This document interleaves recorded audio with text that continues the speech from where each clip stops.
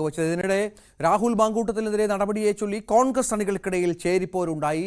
അല്പസമയം മുമ്പ് പ്രധാനപ്പെട്ട നേതാക്കൾ ഓൺലൈൻ യോഗം ചേർന്നു. തുടർന്ന് ഈ സമൂഹ മാധ്യമങ്ങളിൽ കൂടിയുള്ള പോരുകൾ അത് നിർത്തിവെക്കണം എന്നുള്ള നിർദ്ദേശം DCC KPCC ഭാരവാഹികൾക്ക് നൽകി എന്നാണ് വിവരം. പാർട്ടി അനുഭാവ വാട്സപ്പ് ഗ്രൂപ്പുകളിൽ തമ്മിലടി ശക്തമാണ് എന്ന വിവരം കൂടി പുറത്തു വരുന്നുണ്ട്.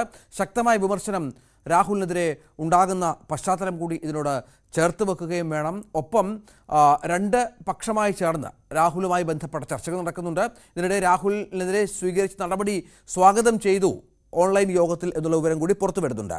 MG മിഥുൻ ഏറ്റവും പുതിയ വിവരങ്ങളുമായി ചേരും. മിഥുന്, ഇന്ന് രാവിലെ പാർട്ടി പത്രം നിശിതമായ വിമർശനം രാഹുലിനെതിരെ നടത്തിയത് നമ്മൾ കണ്ടതാണ്. ഒപ്പം ഇപ്പോഴും ഈ നടപടിയെ ചൊല്ലി, രാഹുലിനെ സംരക്ഷിക്കുന്നതിനെ ചൊല്ലി നേതാക്കൾ രണ്ട് തട്ടിലാണ്, അല്ലെങ്കിൽ പ്രവർത്തകരുടെയിലും ഭിന്നതയുണ്ട് എന്നുള്ള സൂചനകളാണോ ലഭ്യമാകുന്നത്?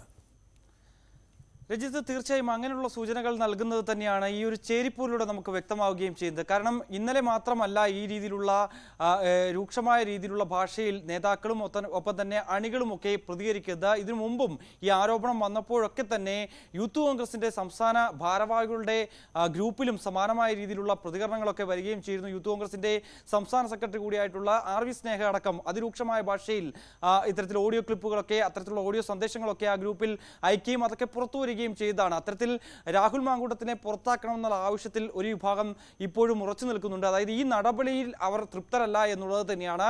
ഒരുപക്ഷെ ഈ ഭരണഘടനാ പ്രകാരം, പാർട്ടിയുടെ ഭരണഘടനാ പ്രകാരം 6C പറയുന്നതനുസരിച്ച് ഏതെങ്കിലും തരത്തിൽ പാർട്ടിയിൽ നിന്ന് പുറത്താക്കപ്പെട്ടാലോ അല്ലെങ്കിൽ സസ്പെൻഡ് ചെയ്താലോ ഈ ഒരു തരത്തിൽ ജനപ്രതിനിധിയാണ് എങ്കിൽ ആ ജനപ്രതിനിധി സ്ഥാനം അത് വഹിക്കുന്നയാൾ രാജിവെച്ച് മാറി നിൽക്കേണ്ടതാണ്, അല്ലെങ്കിൽ അത്തരത്തിലൊരു നടപടി നേതൃത്വം സ്വീകരിക്കേണ്ടതാണ്. പക്ഷേ ഇക്കാര്യത്തിൽ എന്തുകൊണ്ട് അങ്ങനെ ഒരു നടപടിയിലേക്ക് വരുന്നില്ല? അത് പാർട്ടിയുടെ ഭരണഘടന അനുസരിച്ചുള്ള കാര്യത്തിൻ്റെ ഒരു നിഷേധമായി തന്നെ കണക്കാക്കപ്പെടേണ്ടി വരും. അതല്ല എങ്കിൽ അത്തരത്തിലുള്ള കാര്യങ്ങളൊക്കെ ഇപ്പോൾ പാർട്ടിയിൽ നിന്ന് പിന്നാക്കം പോകുന്നു എന്നുള്ള വിമർശനവും ഈ നേതാക്കളുടെ ഭാഗത്തു നിന്നൊക്കെ ഉണ്ടാവുകയും ചെയ്യുന്നു. പ്രത്യേകിച്ച് പാലക്കാട്ടെ ഗ്രൂപ്പിലെ ചേരിതിരിഞ്ഞുള്ള ആക്രമണമാണ്, അല്ലെങ്കിൽ അത്തരത്തിലുള്ള ഒരു പോരാട്ടമാണ് നമ്മൾ ഇന്ന് വാർത്തയായി രംഗത്ത് വരികയും ചെയ്ത്. അത്തരത്തിൽ VT ബൽറാമിനെ അനുകൂലിച്ചുള്ള ഗ്രൂപ്പിലും സമാനമായ രീതിയിലുള്ള വലിയ പ്രതിഷേധമുണ്ട്. പാലക്കാടിനെ ചതിച്ച വ്യക്തിയാണ് ഷാഫി പറമ്പിൽ. അത്തരത്തിലുള്ള ഒരു വ്യക്തി എങ്ങനെ നേരത്തെ ഈ തെരഞ്ഞെടുപ്പൊക്കെ വരുന്നതിന് മുമ്പ് തന്നെ ഈ രീതിയിലുള്ള പരാതികൾ നേതൃത്വത്തിന് മുമ്പാകെ വന്നിട്ടുണ്ടായിരുന്നു. പക്ഷേ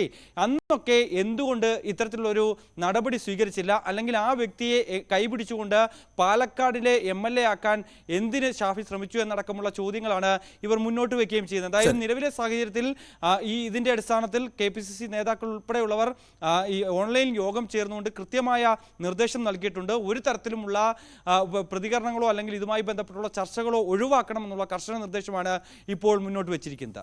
MG മിഥുനാണ് വിവരങ്ങൾ പങ്കുവച്ചത്.